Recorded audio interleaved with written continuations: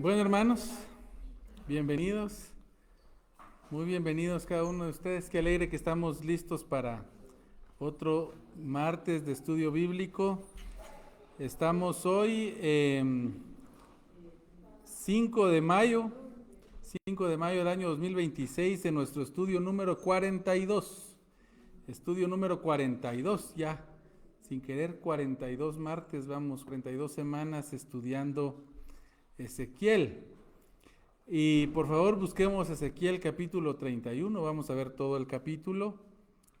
Y espero, hermanos, de que no se cansen de ver algunas cosas bastante repetitivas en el libro de Ezequiel, pero así es como el Señor quiso revelar cómo era su juicio a Israel y a las naciones.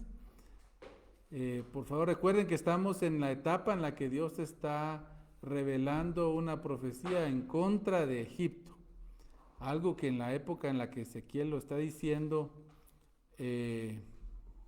Ezequiel lo está diciendo a los habitantes de Tel Aviv, allá en las orillas del río Quebar, en Caldea, todavía no había pasado. Es más, en este momento pues estaban atacando Jerusalén y ya estaba por caer, ya estábamos a poco tiempo de que cayera Jerusalén. Cuando caiga Jerusalén, Dios se lo va a hacer saber a Ezequiel, como vamos a ver en nuestro estudio.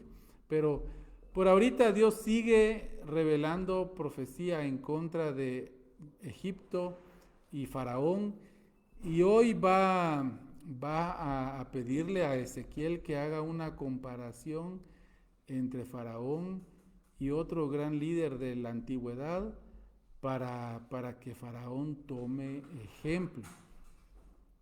Y ustedes dirán, bueno, ¿Faraón irá a tomar ejemplo? Bueno, no, pero los que oyeron sí. Y nosotros los que vamos a oír este estudio, ojalá también tomemos ejemplo. Tomemos ejemplo, hermanos, porque es lo que el Señor quiere. Por eso reveló el Señor esto también hacia nosotros, los creyentes cristianos, porque Dios quiere que aprendamos, que no se quede solo como que, bueno, le pasó allá a Egipto, a nosotros también. Nos puede venir castigo de parte del Señor. Y yo sé que esas palabras no mucho le gusta oír a algunos, ¿verdad? ¿Cómo así que Dios castiga? Dios es un Dios de amor. Precisamente, un Dios de amor castiga porque quiere corregir. Como los padres que verdaderamente amamos a nuestros hijos, sí castigamos. Entonces, vamos a orar y vamos a empezar nuestro estudio. Nuestro Dios, te damos infinitas gracias por tus bondades, gracias Señor por todo lo que tú nos permites acercarnos a tu palabra. Señor, que tu palabra sea de gran peso en nuestra vida, que podamos ponerla como nuestra norma de vida, lo que nos dirige, lo que queremos obedecer y lo que queremos, Señor, que las personas vean en nuestras vidas. Perdona nuestras fallas, Señor, porque a pesar de saber algunas cosas de ti, todavía sí somos falibles y fallamos y pecamos, Señor, perdónanos. Y gracias porque a pesar de nuestras fallas, tú nos has dado una amplia entrada, Señor, a tu gracia a través de tu Hijo Jesucristo, por quien pedimos guianza e iluminación en este estudio. En el nombre de Él oramos. Amén. Bueno, entonces abran sus Biblias, estimados hermanos y amigos que nos ven en las redes sociales, en Ezequiel capítulo 31 para iniciar nuestro estudio número 42. Entonces aquí va a continuar la profecía contra Egipto y en este capítulo se trata sobre la humillación al faraón. ¿Y por qué, hermanos? Por su orgullo. El orgullo de Faraón fue la primera cosa que Dios quería tratar con él. Y segundo, hermanos, por los daños causados a su pueblo. Estas son las dos razones por las que va el castigo. Por supuesto que si se recuerdan desde el primer capítulo que vimos en la profecía contra Egipto, en el capítulo 29, vimos, hermanos, que el haberle prometido a Israel serle de ayuda a Judá y no haberlo hecho, es lo que Dios dice: voy a traer castigo sobre ustedes. Es terrible, hermanos, es terrible esto que Faraón hizo. Entonces dice el versículo 1: aconteció en el año 11, en el mes 3, el día 1 del mes, que vino a mí palabra de Jehová, diciendo. Haciendo los cálculos, hermanos, y estos cálculos no los hice yo, pero los consulté con varios comentaristas. Más o menos es el mes anterior a la caída de Jerusalén. Entonces, ya está por caer Jerusalén, ya está por caer.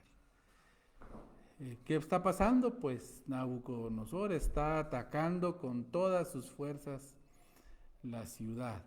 Y Nabucodonosor está muy molesto porque el rey de Judá no cumplió su compromiso de ser su súbdito, de pagarle los impuestos, de ser su aliado y de estarse quieto. No. Judá quiso rebelarse y supuestamente con ayuda de Egipto, la cual nunca llegó. Bueno, entonces esta profecía Dios la da más o menos el mes anterior a la caída de Jerusalén. Versículo 2 dice: hijo de hombre, di a Faraón, rey de Egipto, y a su pueblo: ¿a quién te comparaste en tu grandeza? ¿A quién te comparaste en tu grandeza? Bueno, primero noten, hermanos, de que esta profecía Dios le dice a Ezequiel que la diga a Faraón. Aquí Ezequiel es enviado prácticamente a Faraón Jofra. ¿Se recuerdan de Jofra o Jofra? Que es el faraón que está reinando en Egipto en este momento, a dar el mensaje. Por supuesto, él no va físicamente. No se sabe si él logró hacer efectivo el mensaje de enviar un mensajero con el mensaje. Es probable que sí. Sin embargo, Dios, hermanos, está dejando por medio del profeta información que quien la quiere la puede tener, que quien quiere la puede tener. Por eso, hermanos, a mí me entristece cuando hay cristianos que dicen: pero yo no sé qué quiere Dios. Dios dejó bien claro qué quiere de nosotros. No, pero no dejó por escrito ahí en la Biblia si yo debo ser arquitecto o debo ser maestro. Dios no dejó, no, pero lo que dejó claro es que Dios se goza y se agrada que usted decida eso, buscando honrarle con su decisión. Eso es lo que Dios quiere y ahí está por escrito. Y eso usted lo puede hacer. Es que yo no sé si me debo casar con este joven. ¿Es creyente? ¿Y va a honrar usted a Dios con esa decisión? Dios quiere, sí. No, pero ¿cómo no? Ore por guianza, para que usted vea: no, con esto no voy a honrar al Señor. Pero sí, hermanos, Dios no quiere tomar las decisiones por usted. Si no hubiera hecho un robot y le programa: bueno, esto vas a hacer, y no, Dios creó al humano, hermanos, con la facultad de decidir. O sea, que puede estar en contra de la voluntad de Dios. No, esa es la voluntad de Dios, que usted pueda decidir. No va en contra de la voluntad de Dios. Esa es la voluntad de Dios, que usted pueda decidir. Así como hoy. Usted decidió venir. Dios no lo obligó. Y por eso esto para Dios vale mucho, que usted le busque, queriendo aprender más de Él. Tengamos cuidado con esas doctrinas por ahí que dan a entender como que Dios nos hace hacer o decir. Tengo personas muy cercanas que una vez me dijo una de ellas: ya le entregué mi vida a Dios, porque Él es el que manda, Él es el que decide sobre todo. Y ya le dije: Dios, si tú no quieres que yo peque, no me dejes pecar. No me dejes pecar. Porque ya si tú me dejas pecar, ya el problema no es mío. Miren, hermanos, suena muy gracioso, pero esto me lo dijo muy en serio esa persona. Y esa doctrina, lastimosamente, la aprenden de pasajes que sacan de contexto. ¿Qué pasaje? Muchos pasajes sacan de contexto en las que es Dios el que crea en nosotros el querer como el hacer, cosas así, por ejemplo, que lo sacan de contexto. No, hermanos, es la bendita... Dios hace que querramos pecar. Exacto, imagínense. Dios, cabe decir, se podrá decir entonces que Dios asumió ese riesgo de que algunas personas se vinieran. No, no es asumir ese riesgo, no, es su soberana voluntad.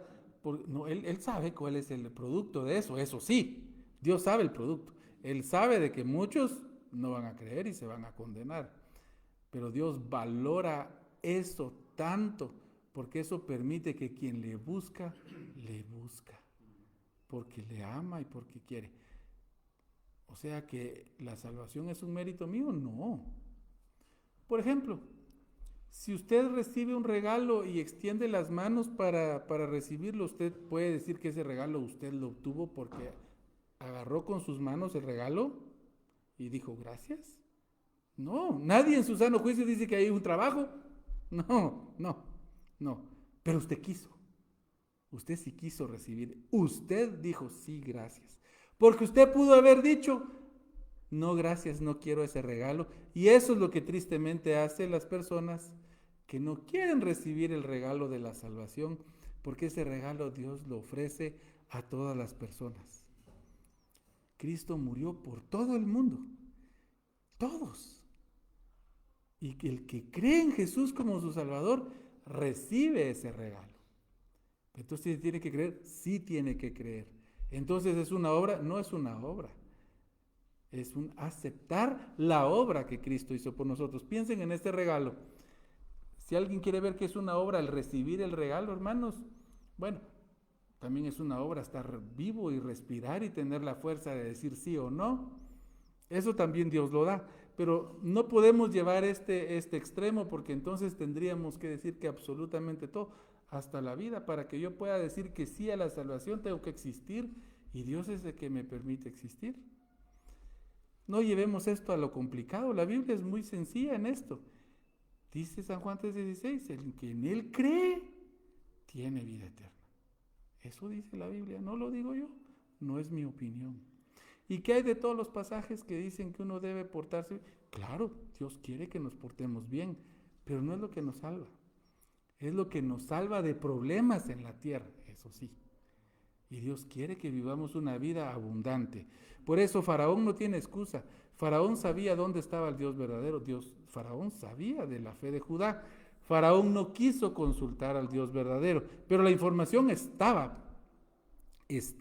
Y muy probablemente Dios se la hizo llegar, muy probablemente. Ahora, tomen en cuenta esto. Dice acá el versículo 2. ¿A quién te comparaste en tu grandeza? Dios ahora va a dar un mensaje en el que se va a comparar a Faraón con un personaje muy importante.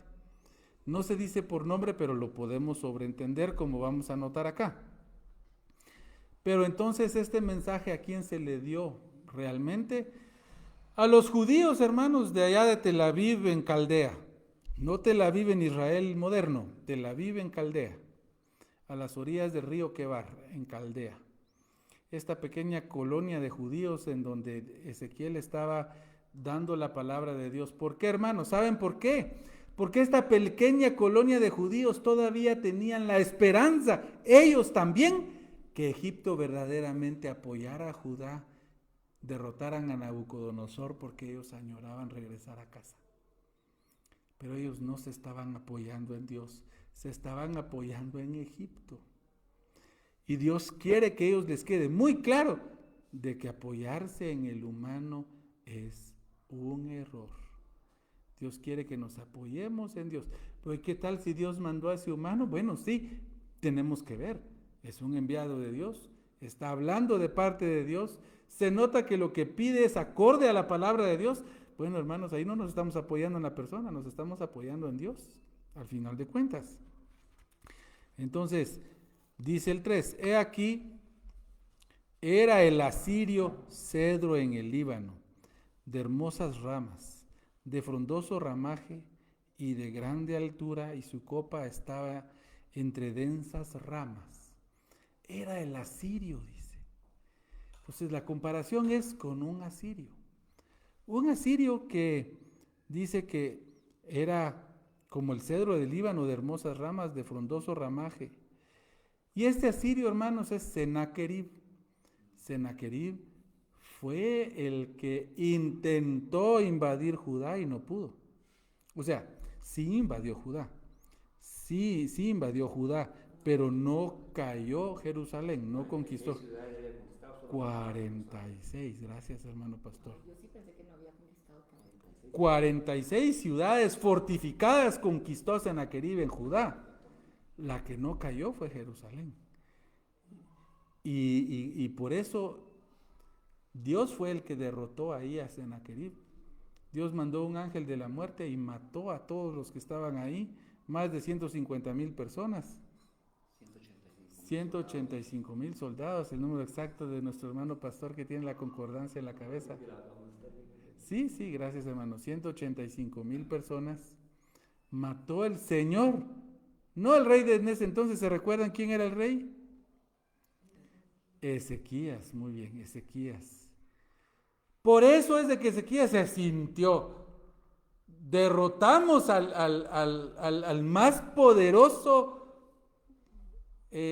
emperador del tiempo, al más poderoso, hermanos, el más poderoso hasta esa época. Todavía no había Nabucodonosor, el más poderoso. Por eso llegaron los de Babilonia, porque se enteraron que él enfermó y llegaron a felicitarlo y tenían curiosidad. ¿Cómo es posible que esta pequeña nación, este pequeño reino, derrotó a Sennacherib? ¿Cómo? Fue el Dios de Israel el que lo derrocó. Pero por supuesto, Ezequías, hermanos, se enalteció él también y él empezó a decir, vean mis reinos, mis riquezas. Y ahí fue donde los caldeos echaron el ojo y dijeron, aquí vamos a regresar nosotros. Aquí hay bastante, tristemente. Bueno, solo para hacer alguna alusión, hermanos, hay algunas confusiones. Sennacherib no fue el monarca que conquistó a las 10 tribus del norte. El que conquistó a las 10 tribus del norte se llamaba Salmanasar. Salmanasar V en la historia. Y Salmanasar fue el que empezó. Ya el que terminó de hacerlo fue el papá de Sennacherib, que se llamó Sargón II. Sargón II fue el que terminó la expedición contra las 10 tribus del norte, contra Israel. Entonces no fue Sennacherib. Sennacherib fue el que sucedió al trono a Sargón, o sea que Sennacherib ya heredó un reino bastante grande, pero Sennacherib lo expandió muchísimo más, al punto que él conquistó regiones de Caldea y todo lo conocido ahí, Asiria. Bueno, ellos eran los asirios, ¿verdad? Toda esa parte la conquistaron. A los medos, a los persas, ellos conquistaron toda esa región. Entonces, Sennacherib, hermanos, por poco conquista Jerusalén, pero el Señor fue el que bendijo a Ezequías y se libró de eso. Bueno, así que él fue poderosísimo, hermanos, y se cree, basado en bastante evidencia arqueológica. Para ustedes que les gusta la historia, les voy a dar un dato que les va a sorprender un poco. Todos hemos aprendido en la historia que el rey Nabucodonosor fue el que hizo los famosos jardines colgantes de Babilonia. Bueno, resulta que no hay evidencia arqueológica de eso en lo absoluto, no hay. Pero y cuando dicen que fue una de las 7 maravillas del mundo. Sí, todo eso es basado en escritos de historiadores griegos que describen cómo era el área. Y romantizaron todo esto diciendo de que fue Nabucodonosor porque su esposa, que era de Media, extrañaba las montañas de Media.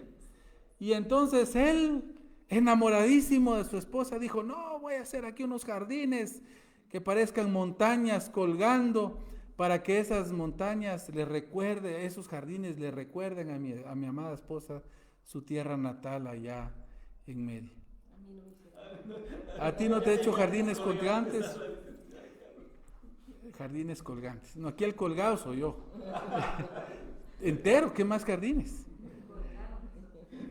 Ahora, al que colgaron fue a mí. Bueno,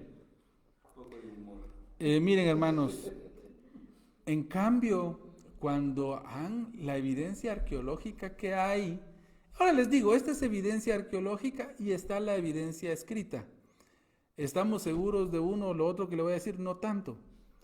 Si nos vamos a basar solo en lo que dicen los escritos griegos, fue Babilonia y fue Nabucodonosor el que hizo los jardines. Ahora, la evidencia arqueológica dice que realmente quien hizo los jardines colgantes y fue en Nínive, no en Babilonia, fue Sennacherib. Y esa es la evidencia arqueológica más sólida que hay, porque han encontrado numerosos documentos de la época con las descripciones exactas de lo que los escritores griegos dicen que había en Babilonia, solo que órdenes de Sennacherib en hacerlo en Nínive. Bueno,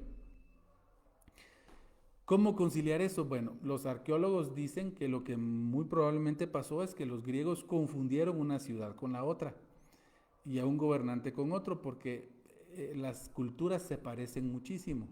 La cultura de los asirios y de los babilonios se parece, sus dioses son muy parecidos, sí. Entonces, los griegos posiblemente vieron todo eso de Nínive y lo atribuyeron a Nabucodonosor y a Babilonia. Ahora, algunos piensan que no, que simplemente también Sennacherib, porque no pueden quitarse la evidencia arqueológica, también Sennacherib hizo unos jardines muy parecidos, que tal vez Nabucodonosor copió eso que vio en Nínive, eso que vio de Sennacherib, y él lo replicó en Babilonia. Con la diferencia es de que nunca se encontró evidencia arqueológica de los jardines colgantes.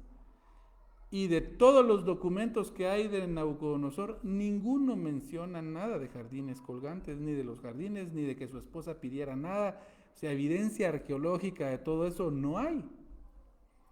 Entonces, si alguien dice históricamente se sabe, no está equivocado, porque muchos historiadores griegos pues dicen eso.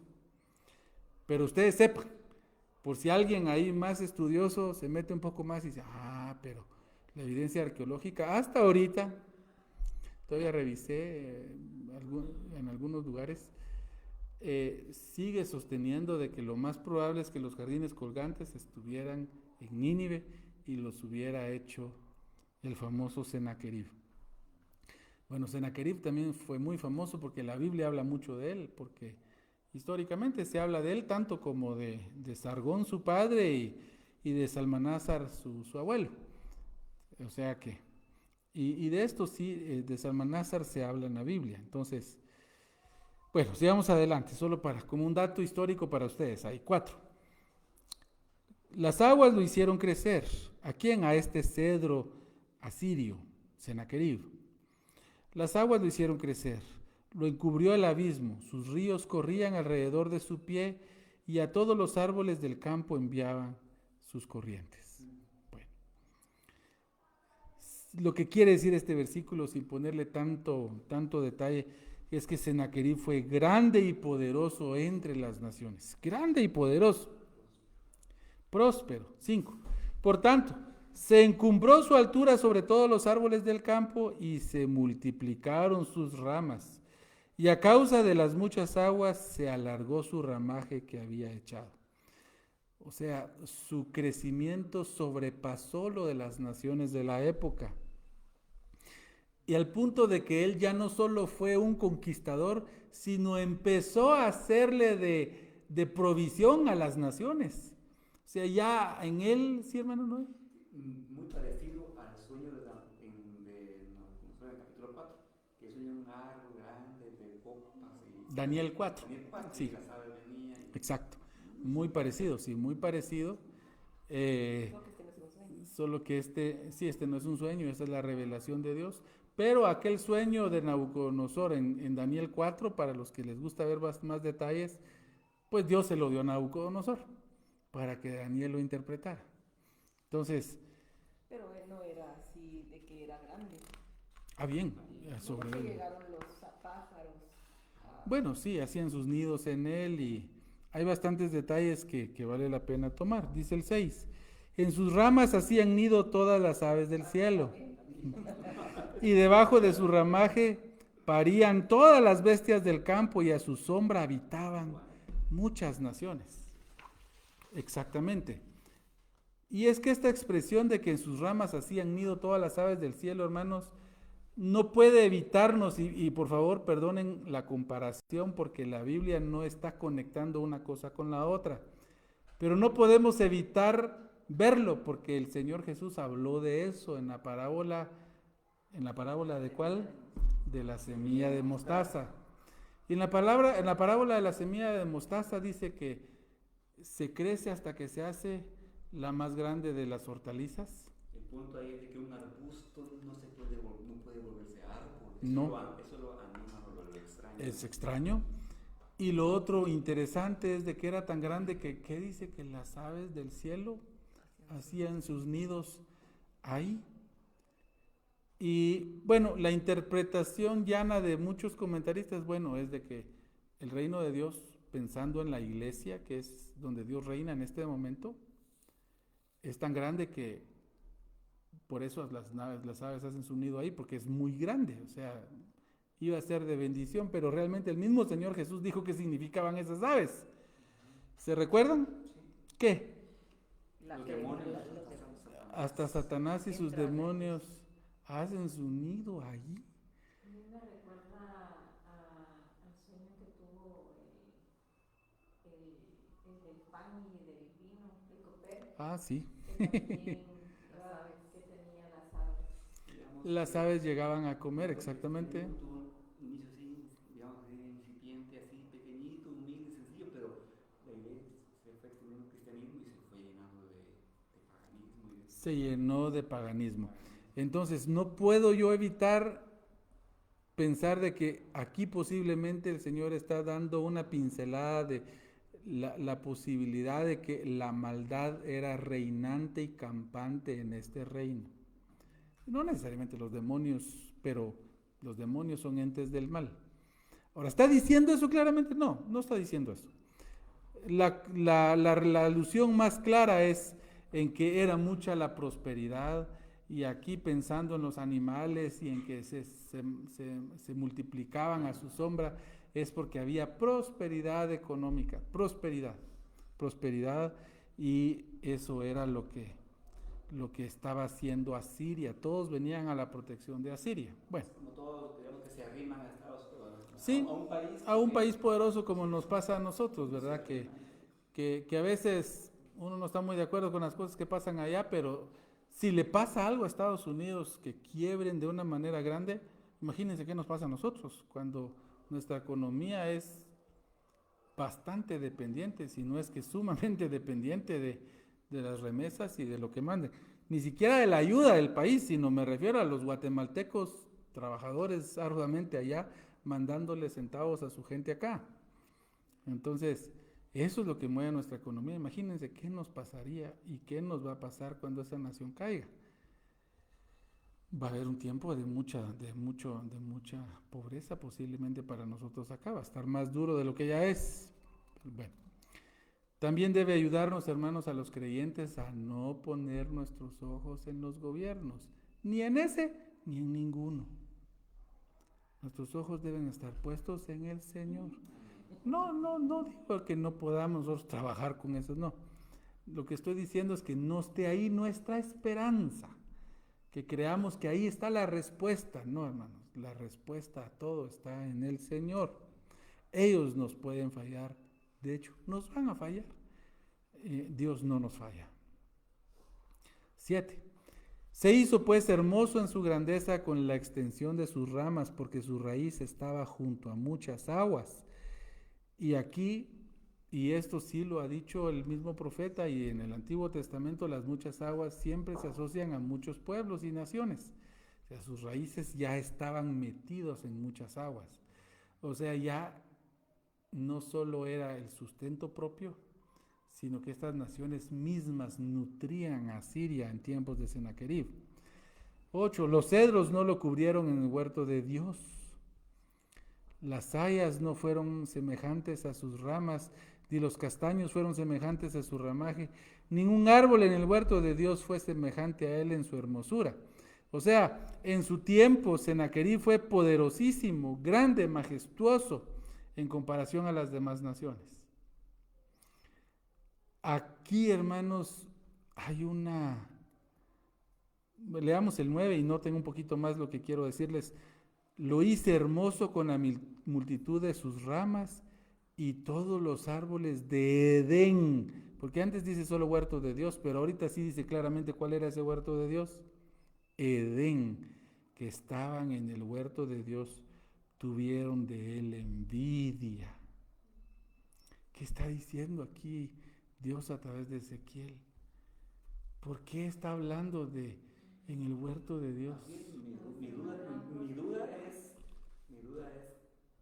o sea, este huerto, en ese momento existe, está. O sea, no hoy, sino en el momento que fue dicho, porque si uno dijera, tuvo envidia, si ya no existían, ¿por qué tener envidia si ya no existe? O sea, en este momento. No, pues ustedes saben de que Edén fue cancelado, ¿verdad? Y después todavía vino el diluvio, o sea, Edén como lugar geográfico, tenemos la idea es que es más o menos por ahí en Caldea, ¿verdad? Más en dirección a Babilonia, más que en dirección a Siria. Acuérdense por ahí por donde viene Abraham, o sea, más allá entre los ríos, Mesopotamia. Pero les confieso que no hay mucha respuesta por qué Dios usa esto. No quisiera yo especular. Pero sí hay algunos sabores que debemos considerar y seguir meditando en ellos. Por ejemplo, así como cuando Dios estuvo hablando del rey de Tiro, se dijeron muchas cositas que hablaban de un ser poderoso atrás de él, pero se habló mucho más, ¿verdad? Estaba su trono, dijo, me haré más grande que el Altísimo, en Edén estaba, y todo eso que dijo, y nos hace ver, hermanos, de que ahí Dios estaba viendo al poder espiritual atrás del rey de Tiro. Aquí pareciera, hermanos, que el profeta también está dando a decir, tal vez ese poder no estaba actuando de tal manera como con el rey de Tiro, pero estaba actuando un poder espiritual atrás del rey de Sennacherib. Bueno, no necesitamos, hermanos, tener tanto detalle para pensar que Sennacherib estaba siendo influenciado por fuerzas demoníacas, o sea, solo con ver su intención de destruir a Sennacherib, hermanos, destruir al pueblo de Dios viene del demonio, siempre, siempre. Satanás no quiere destruir a los suyos, no quiere. Satanás quiere destruir a lo que es propio de Dios, a lo que sabe que le va a hacer daño a Dios. Y ojo lo que digo, no podemos dañar literalmente a nuestro Dios. Nuestro Dios no es un humano que le podamos dejar un ojo morado o que le podamos lastimar con un látigo. No, nuestro Dios no es así. Nuestro Dios es infinito. No podemos ni siquiera pensar en su grandeza. Pero sí la Biblia nos demuestra cómo Él sí se duele cuando sufren los que son de Él. Y de Él es Israel. Y hoy de Él es Israel y de Él es el cristiano. Los creyentes somos de Él. Por eso Satanás quiere vernos con dolor, porque es la única forma en que Él puede dañar a Dios realmente. La única forma en que Él puede crear en Dios dolor, si queremos usar, tengo que tener cuidado con usar estas palabras porque Dios no es así, ¿verdad? Pero si queremos decirle de que hay un agravio a Dios, hermanos, Satanás solo lo puede hacer si daña a sus hijos y si daña a su pueblo. Pero el pueblo de Israel no son creyentes, sí, yo no estoy diciendo eso. Pero lo que sí estoy diciendo, hermanos, y se los garantizo, es que Dios ama a Israel y lo va a redimir como dice la Biblia. No lo digo yo. Le guste a quien no le guste, o no le guste a quien no le guste. Eso dice la Biblia. Eso dice, y creemos en la Escritura toda. Dios va a redimir a Israel. ¿Cómo? Porque cuando Él venga, lo van a reconocer. Ellos van a pensar que es su Mesías, y es su Mesías. Lo que se van a dar cuenta es que no es la primera vez que viene su Mesías. Y van a llorar cuando lo reconozcan. Y yo oro, hermanos, porque muchos judíos ese día puedan verlo y creer en Él. Y oro porque muchos judíos hoy puedan ver al Señor y creer en Él. Pero es difícil, yo lo sé. También tenemos que entender, hermanos, de que el cristianismo le ha hecho mucho daño al pueblo de Israel a través de la historia. Mucho. Los que se llaman padres de la iglesia, todos eran antisemitas, todos, hermanos. No hay, realmente la iglesia cristiana no amaba a Israel, sino hasta con muy pocas excepciones a través de la historia y hasta que se formalizó las doctrinas dispensacionalistas. Antes no, antes se asumía que el judío era malo y que ya Dios lo había desechado. Porque los pasajes que decían eso de que Israel iba a ser restaurado, hermanos, la iglesia no sé por qué no les ponía atención, tal vez porque ya asumían de que los judíos habían sido desechados sin haber estudiado profundamente lo que la Escritura dice. Porque la Escritura, hermanos, no dice eso, no enseña eso. Muy bien, dice el versículo 10. Por tanto, así dijo Jehová el Señor, ya que por ser encumbrado en altura y haber levantado su cumbre entre densas ramas, su corazón se elevó con su altura. Tristemente, hermanos, esto no es solo algo que le pasa a Sennacherib. Tristemente, los humanos no podemos llegar a tener un poquito de éxito en algo que ya nuestro orgullo va a la par. Ya vemos a los demás por encima del hombro.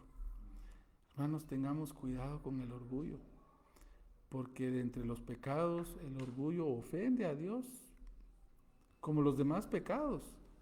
Muchos llenos de orgullo dicen, pero yo no soy borracho como fulano. Hermano, usted ahí está ejerciendo un pecado que es igual de ofensivo que el ser adicto a alguna cosa. Y de hecho, de los 6 pecados o 7 pecados que dicen, por eso ni siquiera la borrachera aparece, pero sí aparece la lengua mentirosa. Aparece la lengua mentirosa. El altivo. Ojos altivos. Nosotros somos los que tendemos a clasificar los pecados de manera muy conveniente, porque los que cometemos cotidianamente, pues todo el mundo lo hace, ¿verdad?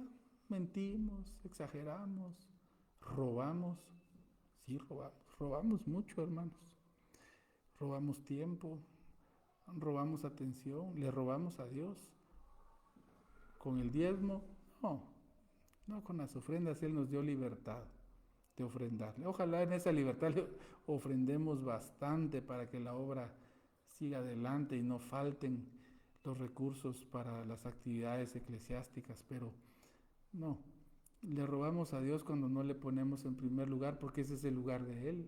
Le estamos robando su lugar, lo que le corresponde en nuestras vidas. 11. Yo lo entregaré en manos del poderoso de las naciones, que de cierto le tratará según su maldad, y yo lo he desechado. Y aquí es un limbo en donde algunos intérpretes se inclinan a, bueno, aquí ya empezó a hablar de Faraón porque no ha pasado, dice futuro. Y como la comparación de Sennacherib es a Faraón, muy posiblemente. Sin embargo, la escritura más pareciera ver que sigue hablando de Sennacherib. Y porque al fin y al cabo la comparación es de que lo mismo que a Sennacherib le va a pasar a Faraón. Así que Dios decreta que Faraón va a ser desechado, así como fue Sennacherib, en lo más alto de su orgullo. Y aunque tomó más de 40 ciudades, o sea, 46 ciudades, Sennacherib de Judá no tomó Jerusalén. 12. Y lo destruirán extranjeros, los poderosos de las naciones, y lo derribarán. Sus ramas caerán sobre los montes y sobre todos los valles, y por todos los arroyos de la tierra serán quebrados su ramaje, y no se irán de su sombra todos los pueblos de la tierra, y se irán de su sombra todos los pueblos de la tierra, y lo dejarán. Eso ya pasó a Sennacherib. pero le va a pasar a Faraón. Todas las naciones que se acogen a él van a quedar defraudadas y van a tener que huir por su cuenta. Y esto, hermanos, quienes lo están oyendo ahí, son judíos que todavía tenían la esperanza. Egipto, Egipto, Egipto nos va a salvar. No. 13. Sobre su ruina habitarán todas las aves del cielo y sobre sus ramas estarán todas las bestias del campo. O sea, todos van a repartirse sus despojos. Todos van a repartirse sus despojos. Porque aún en la ruina las aves del campo van a seguir habitando y actuando. No se van a quedar, ay, pobre Sennacherib o pobre Egipto, ¿verdad? Van a correr a su auxilio. No, van a vivir de los despojos. De lo que queda van a tratar de salir adelante. 14. Para que no se exalten en su altura todos los árboles que crecen junto a las aguas, ni levanten su copa entre la espesura, ni confíen en su altura todos los que beben aguas, porque todos están destinados a muerte, a lo profundo de la tierra, entre los hijos de los hombres con los que descienden a la fosa. Entonces, todas las naciones deben tomar en cuenta. Eso de apoyarse en otras naciones no es algo conveniente. Eso tendríamos que decirle a Guatemala hoy, no te apoyes en un país. Trata de levantarte tú. Trata de hacer leyes y de dar la libertad para que los ciudadanos puedan desarrollarse. Trata de generar las oportunidades. Y tratemos de que haya solidaridad entre nosotros, que es la que verdaderamente funciona. La que verdaderamente funciona es la solidaridad que damos entre nosotros voluntariamente. Así ha dicho Jehová el Señor: el día que descendió al Seol, hice hacer luto, hice cubrir con él el abismo, y detuve sus ríos, y las muchas aguas fueron detenidas. Al Líbano cubrí de tinieblas por él, y a todos los árboles del campo se desmayaron.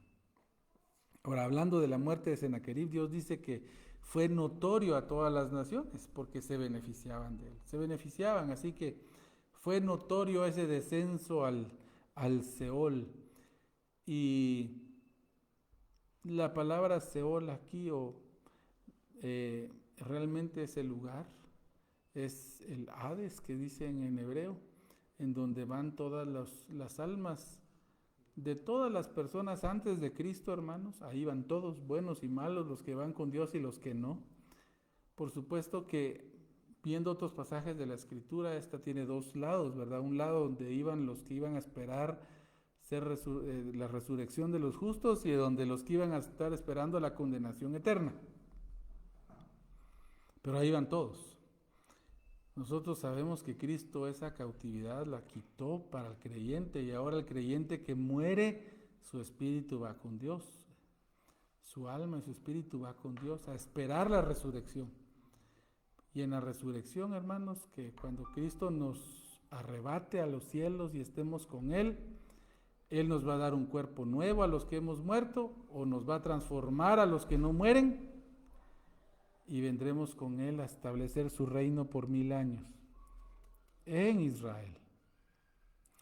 Dice el 17. También ellos descendieron con Él al Seol, con los muertos a espada, los que fueron su brazo, los que estuvieron a su sombra en medio de las naciones. Y es que todos los que pusieron su esperanza y defendieron a Sennacherib tuvieron la misma suerte, así como los que ponen su esperanza en Egipto y en Faraón corren la misma suerte. 18. ¿A quién te has comparado así en gloria y en grandeza entre los árboles de Edén? Pues derribado serás con los árboles de Edén en lo profundo de la tierra, entre los incircuncisos yacerás con los muertos a espada. Este es Faraón y todo su pueblo, dice Jehová el Señor. Así que esta descripción que Dios hace de Sennacherib se aplica a Faraón. Pero la principal enseñanza es a Israel, a que no ponga su confianza en otras naciones ni en Egipto. Porque todo esto se cumplió. Y el pueblo en Tel Aviv vio y confirmó que Ezequiel era el verdadero profeta del Señor, porque ya se empezó a cumplir. Todo lo que él venía diciendo ya se empezó a cumplir. Y la gente allá pues empezó a decir, bueno, parece que Ezequiel sí es el profeta de Dios. Y van a empezar a oírlo. Ahí vamos a ver cómo va a ir un cambio de tonalidad de parte de los oyentes de la profecía de Sennacherib, de Ezequiel. Van a oír. Que obedezcan es otra cosa, pero van a oír de mejor gana. Van a oír de mejor gana. Ahora la pregunta es a nosotros. ¿Vamos a oír de mejor gana nosotros? Esa es una buena pregunta. ¿Vamos a oír de buena gana? ¿Vamos a obedecer lo que el Señor nos pide? ¿Vamos a amar a nuestros hermanos en Cristo y ayudarles en su necesidad? ¿Vamos a amar y a orar por Israel en su necesidad? Ojalá. Ojalá Dios no nos encuentre a nosotros siendo de los que están levantando su mano en contra de Israel. Sería duro. Dios no quiere eso. Dios quiere que amemos y apoyemos a Israel. Pero ¿qué pasa si hace cosas malas? Pues hay que puntualizarlas, pero eso no debe quitarnos nuestro amor y nuestro apoyo a Israel. Es que hacen cosas horribles. Miren, hermanos, lo horrible que más fuerte hacen los judíos es que no creen en el Mesías. Eso es lo más triste.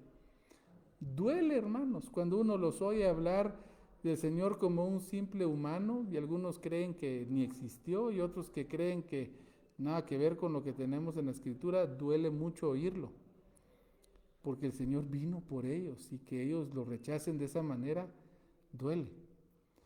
Pero piense usted en un padre con su hijo, los cuales están sin hablarse, y hable usted con ese padre, pues por más de que ese padre tal vez le cuente a usted todo lo malo que su hijo está haciendo.